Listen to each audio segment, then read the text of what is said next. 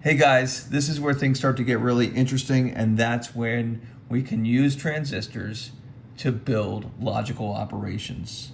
And what we use to perform logical operations are devices called gates, okay? And there are different types of gates, AND gates, OR gates, exclusive OR, NAND, NOR, and so on. So let's learn about those gates. We're looking at one of them here, and this is called an AND gate. Now this is the implementation of an AND gate, but first let's go over what the concept of an AND gate is. So let me push the circuit board out of the way here, and I'm going to show you what the symbol for an AND gate is. So down here at the bottom of the screen, you have the symbol, which basically looks like a D, for an AND gate, and it has two inputs and an output. And the concept of an AND gate says that it's a device that if both inputs are turned on, then the output is turned on.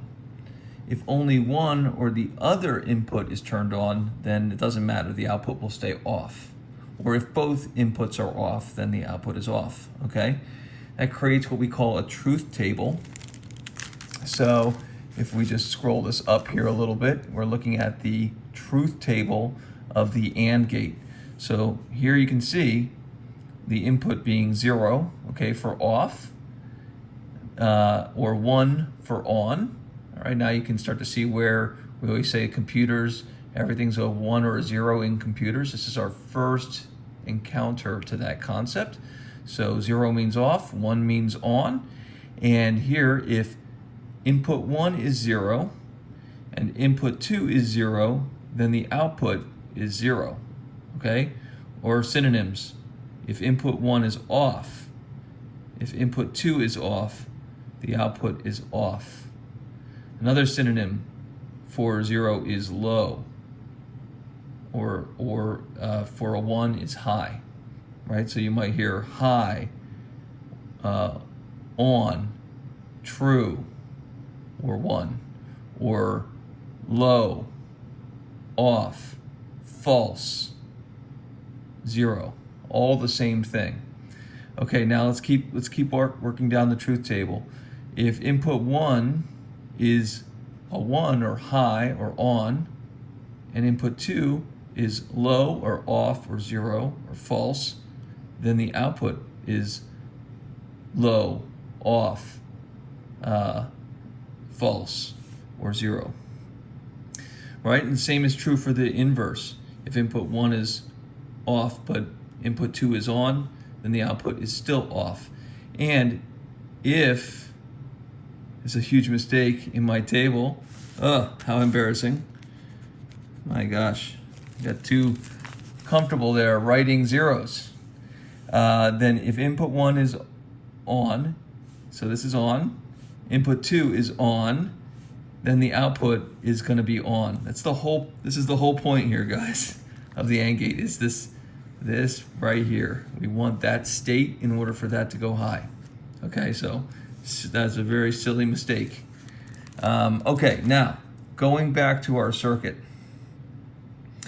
you can see here that this is now the implementation of that concept. So we have two inputs and we have an output, and then we build the mechanics of that with transistors and resistors and wires, okay? But we could have easily built that with a machine, or even water, or quantumly, or you can implement these the concept of a gate different ways. So let's look at how we implement it here with transistors. And all we're going to do is we're going to take concepts that we've already worked with before, and we're going to start to add to those things. So we have a couple of things going on. The two switches. So you can see we're powering each switch from the positive side of the bus to the switch, the manual switch, okay? And then if it's powered, okay, it's going to jump over and it's going to go to the base of the transistor. In both cases, when we turn the switch on, we're powering the base of the transistor. So we have two transistors, and each switch basically turns on or closes that transistor, its transistor. So switch 1, it's going to operate on transistor 1. Switch 2, it's going to operate on transistor 2. Now, if we look at the circuit from a sort of a different angle, okay, then what we see is we've got power coming off the bus, going through a resistor, going to, let me just move that out of the way, going to the positive side of our LED, right, which then is connected to our transistor. So when a transistor is on, then our electricity will be able to flow across the transistor, and then it will flow through this wire to this transistor, and if it's on, it will be able to flow across this transistor and to ground. Okay, so now you can see how the AND is going to have to work. Both transistors have to be on in order for our LED to turn on. Does that make sense? Otherwise, there's no path for our power to flow through that circuit, right? So both have to be on. So for example, if I just push one button, nothing happens. If I just push the other button, nothing happens. Because when I push just this button, I'm only turning this transistor on, but nothing can flow across this transistor. If I push this button, I'm only turning this transistor on, but nothing can flow across this transistor. And so, but if I turn both on, then, because both of these transistors are on, now I have a complete circuit. I can go up through this resistor, through the LED, right? Through the transistor, up over our yellow wire here, across the other transistor, and then down to ground. You see this pin goes to ground. Now I have a complete circuit. All right, now, how did we get the transistor to do that? So let's just quickly look at the wiring there.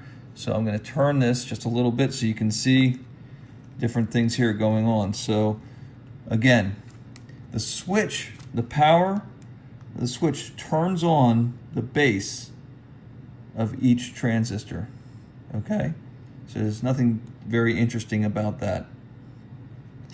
And then our yellow wire, what that does is it says, okay, if this transistor is, if this transistor is basically on, then we've got a connection from here to here. And you can see that basically what we're feeding is input into this transistor through this yellow wire. So, and then you can see here, we're going from this collector, from the collector on this transistor to the emitter on this transistor. Okay, so you can kind of see how those are connected. So this goes from this side of the transistor to this side of the transistor, this other transistor. Okay, and that forces us to have both buttons on to light our LED. These switches have a bad connection, so we're going to push really hard to get both those to really make contact. Now that we've made that gate, we understand how to implement this guy right here. And what's interesting is that you can take the output of this gate and feed it into another AND gate. So we could actually do something like this.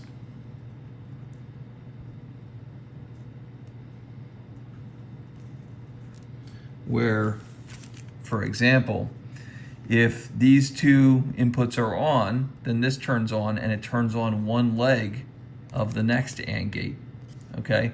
And we're gonna see how that works. But before we get to that kind of stuff, we're gonna implement a few more gates. So the next gate we're gonna implement is called an NAND gate.